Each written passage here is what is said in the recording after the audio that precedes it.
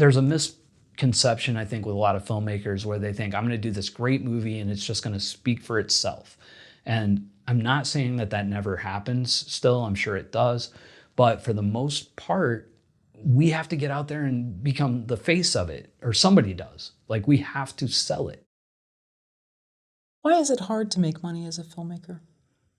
So today, I think the easy answer to why it's hard to make money off movies is there's just so many of them.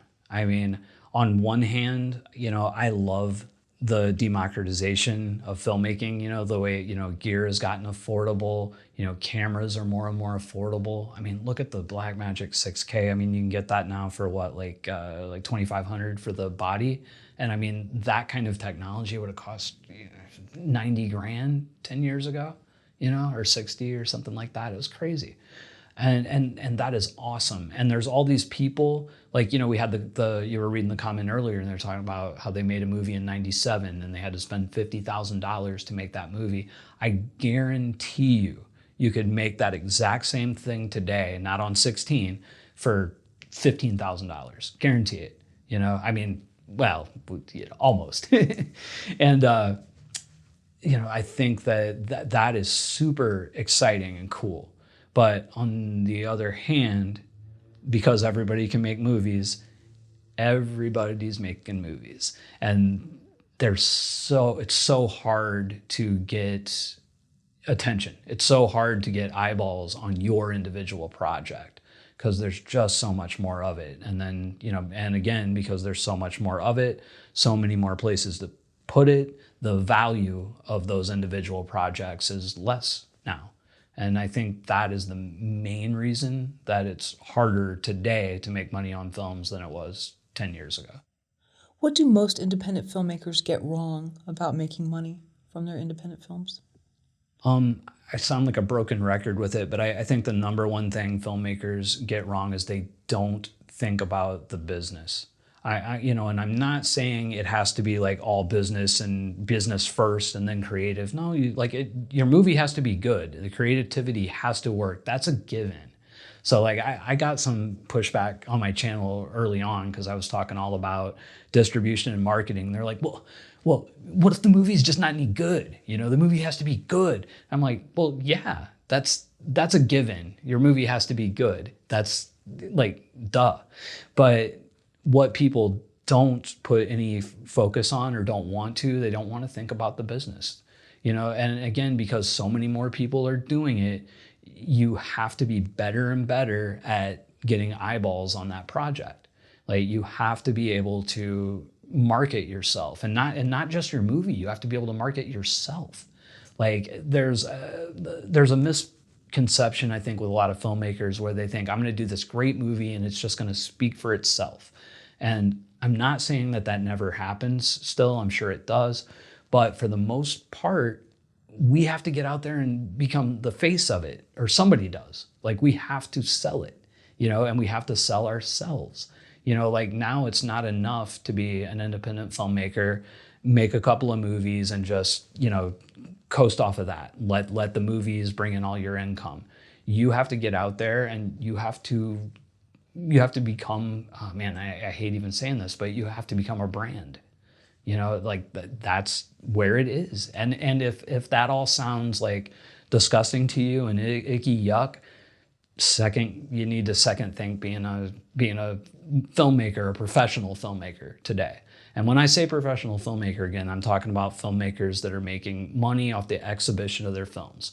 I'm not talking about DPs that are getting hired to do stuff. I'm not talking about gaffers that are hired to do stuff. I'm not talking about for-paid directors. I'm talking about people that you're going to go out there and you're going to put the movie together as an entrepreneur and make money off of it. What if someone says, though, because we've been talking about, Kevin Smith, Spike Lee, Richard Linklater, and Robert Rodriguez, Quentin Tarantino. What if those are some interesting people? They're just interesting to listen to. Yeah. You just put them at a podium. I heard Kevin Smith speak at a conference, and he's just fascinating. So, but not everybody's like that. Yeah, that's true. So I think it's a matter of like leaning into your strengths. Like Like me, for example, I am not as charismatic as, say, like Kevin Smith or Quentin Tarantino, and like I'm not as knowledgeable about film as Quentin Tarantino, and honestly, like I sound like I'm pretty good on camera now, but I've been practicing this on my YouTube channel now for 3 years, so like I'm decent now, but I had to work at it. I mean, at the very beginning, I was very didn't know where to look, didn't know what to do with my hands. Am I gonna talk? Am I talking with my hands too much? Like I was, and the whole time, that imposter syndrome kicks in, and you're like, nobody cares what I have to say. Like I'm talking about making $50,000 movies and making a modest living on it. Who cares about that? We all want to be rock stars. We all want to make $1 million. Nobody's gonna listen to this. But I just kept at it and building it. And then over time, it built up a little bit and people started responding to it. And it's helped feed all of my other work and all of the effort that I put into getting better on camera and stuff like that. I just did a crowdfunder and I did a pitch video, and no ego. I think I did a really good pitch video, and 90% of that is me being able to present on camera better because I've practiced it for 3 years. And just as a quick side note, the amount raised was? We raised $57,000 now. Congratulations. Thank you. That's great. Yeah. Indiegogo? Yes. Excellent. Yeah. Excellent. What was the biggest mistake you made in attempting to make money from your films, or was that the biggest mistake? That was your end goal and that shouldn't have been, and therefore that was the mistake? My biggest mistake I keep repeating the questions. My biggest mistake in not making money on early films was looking at it, waiting for someone else to do it for me. This isn't an anti-distributor tirade or anything, because distributors have their place. I like them. I still use distributors, but there's this thing with like new filmmakers where we just want to make our movie and give it over to something, and then that thing is going to bring our money in and we don't have to worry about it. It's somebody else's problem.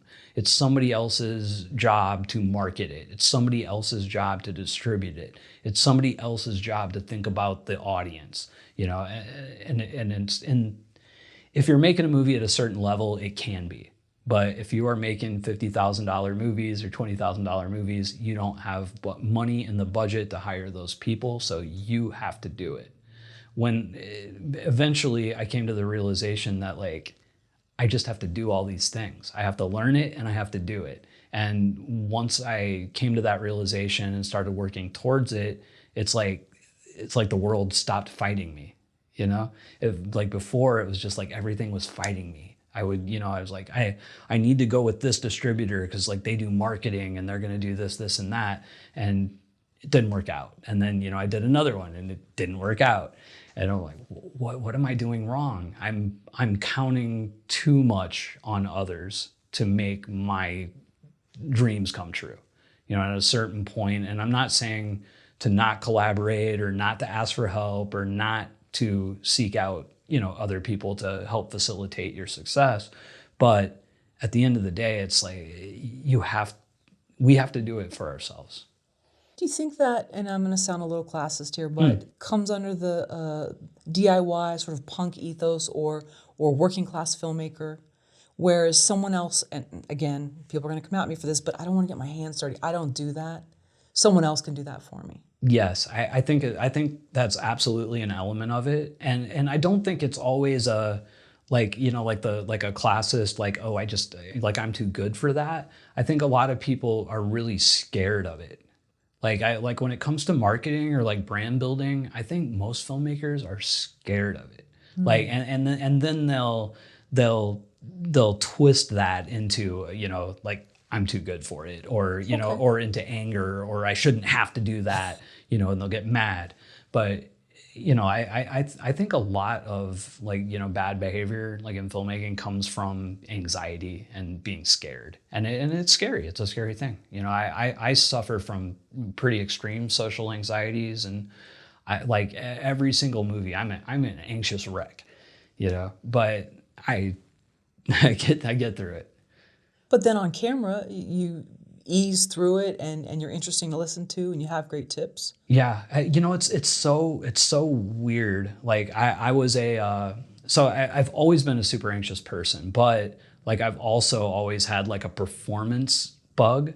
You know, like really early on, I wanted to be an actor or a singer. I was in a rock band right out of high school. Like I could get up right now and, you know, go to a karaoke bar and like tear up some karaoke, right? And wouldn't be nervous at all.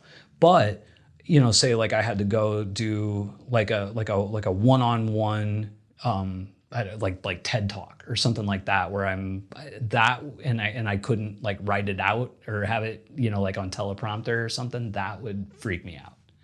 You know, or like I have trouble as a producer, and it's a problem for me as a producer. I have trouble like calling people, like, you know, like reaching out, like I'm looking for a location, so this person owns a location. I have trouble making that call.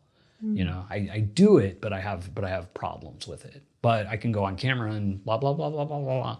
But then I get nervous doing live streams. You know, like I get really nervous doing live streams.